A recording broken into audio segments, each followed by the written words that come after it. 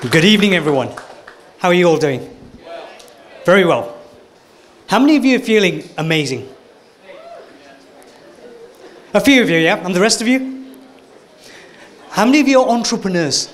Can I just see a show of hands? Okay, about 70%, 80%. I absolutely love entrepreneurs. Did you know in the last 5 to 10 years, about 500 million people were lifted out of poverty? Not by governments, not by charities, but by entrepreneurs. 500 million, it's 500 million. Every single entrepreneur makes a difference. Every single one of you in this room makes a difference. And there's only one thing stopping you from making a difference, not only to your own pockets, but to the people on the planet. Only one thing. And that's because you've forgotten how amazing you are. And I'll demonstrate in a moment.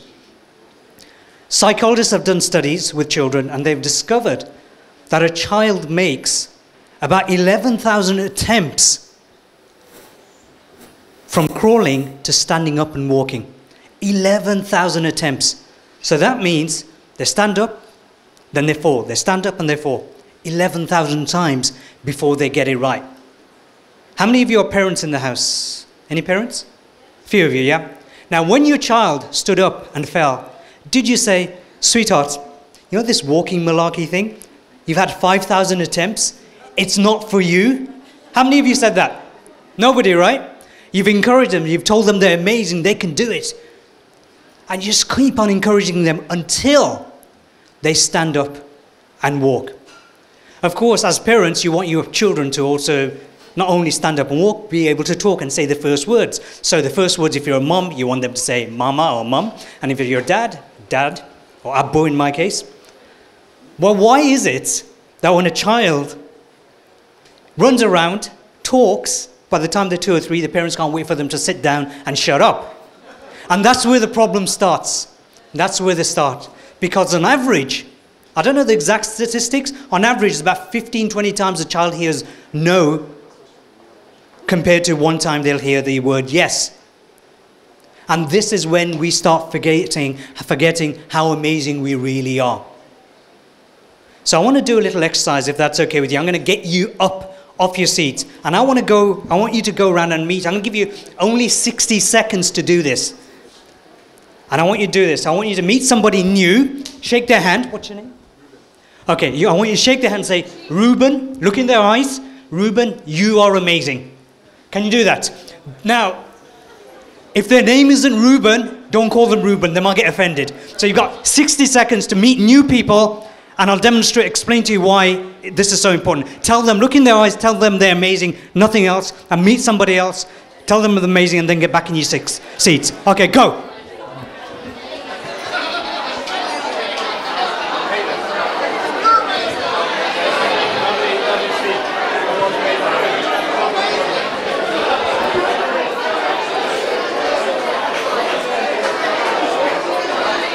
Keep on changing, keep on changing. You can meet them and talk to them later.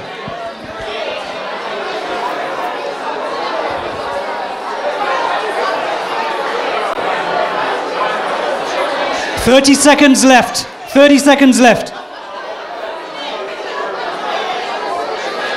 Keep on changing.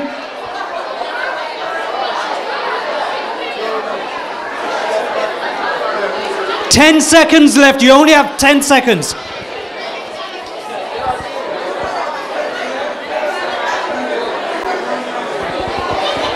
Okay, take your seats. Everyone take your seats.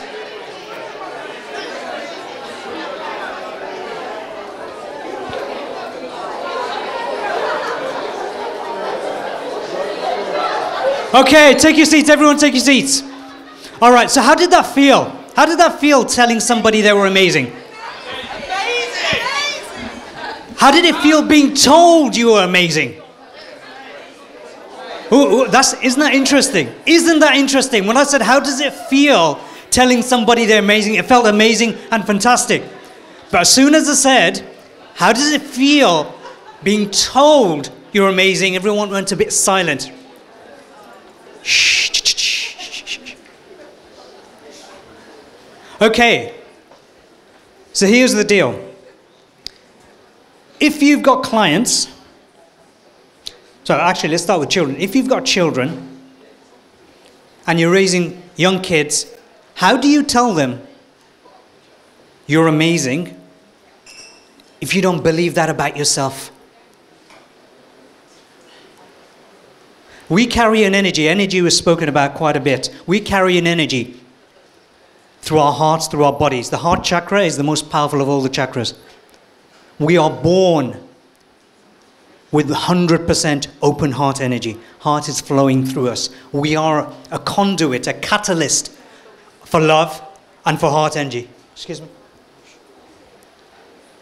Sorry, I'm one of those people who tell people to shut up nicely first. So we're a catalyst for heart energy. But then what we do is we meet our parents, we meet teachers, we meet peers, friends. We have experiences, good ones and bad ones, but we tend to remember the bad ones, right? Compliment or criticism, which one would you choose? Compliment, correct? And yet we hold on to the criticism. And so what happens is it's a bit like having a windscreen around your heart, a glass around your heart. And each negative experience is like a splatter of a bug on your windscreen, but you don't wipe away.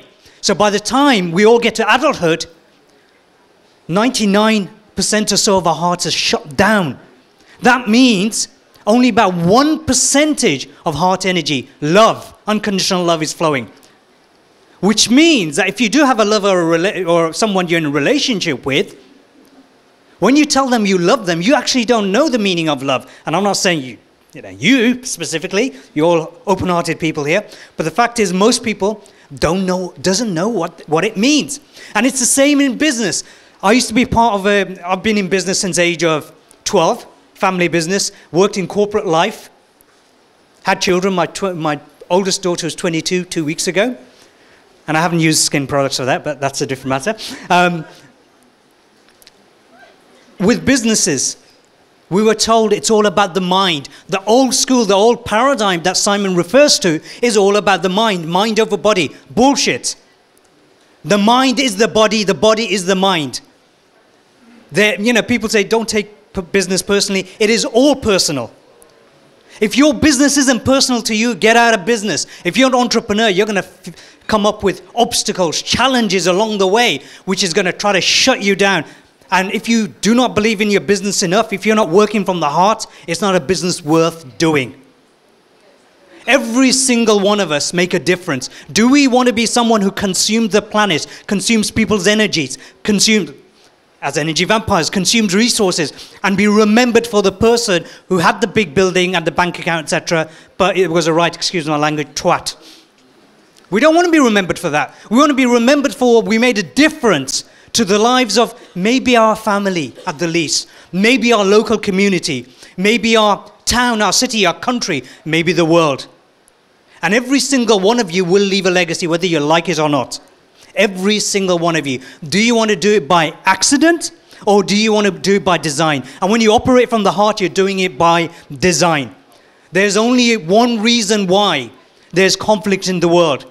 People have forgotten how amazing they are. They're in this paradigm of survival of the fittest. You have to be number one. Bullshit. I was number one champion, kickboxing champion. I was number one in everything that I touched. I was number one salesperson in the corporate world. I loved it. I loved earning the money. But guess what? My body was breaking down and breaking apart. Because I wasn't becoming number one because I wanted to be number one. I was number one because I was too scared. I was too scared that I wasn't good enough.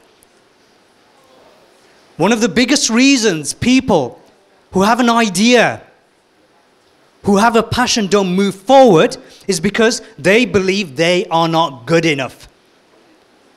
So when you start working from the heart, it's not the head anymore. You're doing it because it feels right, because it feels good. And when you make a difference, you're not just making a difference to yourself any longer. You know, I used to supplement my martial arts competitions. I used to go running. I used to use the gym. And I used to work on the treadmill. I used to hate it. 5 minutes of running on the treadmill, extremely boring. Looking in the mirror for 5 minutes. I used to sweat like crazy. I'd count, I was like, okay, 3 more minutes left. Oh, 2.5 minutes left. But then I kept practicing, and I went onto the roads and I started running. And then in 1990, I think 8 it was, I did my first Great North Run half marathon, and I ran for 13 miles. It took me 10 minutes at least, which is about 2.5 miles, before I broke sweat. And it's the same with yourselves. When you have a vision, which is so astronomical, so massive, so obnoxiously massive, bigger than you, then the likelihood of you achieving it, your particular vision, is so much greater. So when you have a vision far bigger than yourself, your country, and maybe even the planet, an astronomical vision, and you work towards it, you have to take action, because there are people in here, and I know you're from the holistic world. Yes, it's great to meditate and set intention, etc. It's all very important. I'm a firm believer in that. But the number one reason for these people who don't achieve their vision is because they're not taking action. You know, when I launched my radio station, it was really me in a one-man band doing interviews, trying to understand the synergy between science and spirituality, between science and consciousness. I did it for me. I wanted to interview the best people in the world to understand why is it that we've got 7 billion people on the planet and they're all fucking everyone over. Why is it that I grew up in an Islamic background, I'm not religious, and yet Muslims are killing Muslims. They're hiding their women away, and yet women want to be behind these veils, etc. Why is it that Protestants, Northern Ireland, are killing the Catholics? I couldn't understand it, because Jesus was a great teacher. He taught love, compassion. Buddha was a great teacher, taught love, compassion. Muhammad, great teacher, love, compassion. And yet we're all killing ourselves off.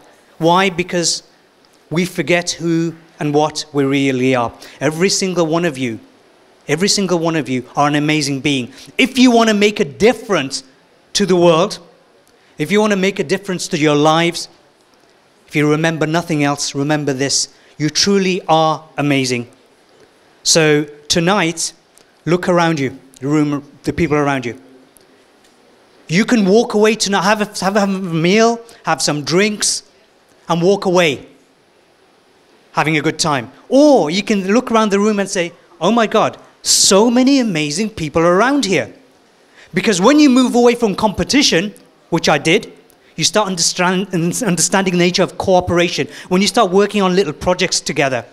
No, I don't think any of you all own big corporations here, but you may have a small company or maybe a few people within your company. When you start cooperating with each other on projects, you start making a bigger difference, better than working on your own. When you start collaborating with how, like Simon is collaborating with Muriel, my partner, and Carrie as well. When you collaborate, you start making such a fundamental and phenomenal difference to thousands of more lives. You know what? No money can buy that. So tonight, you have an opportunity to look around you and walk away, or say, you know what? Right here, the value we can create with just one person, let alone many people here, is worth billions and billions of pounds.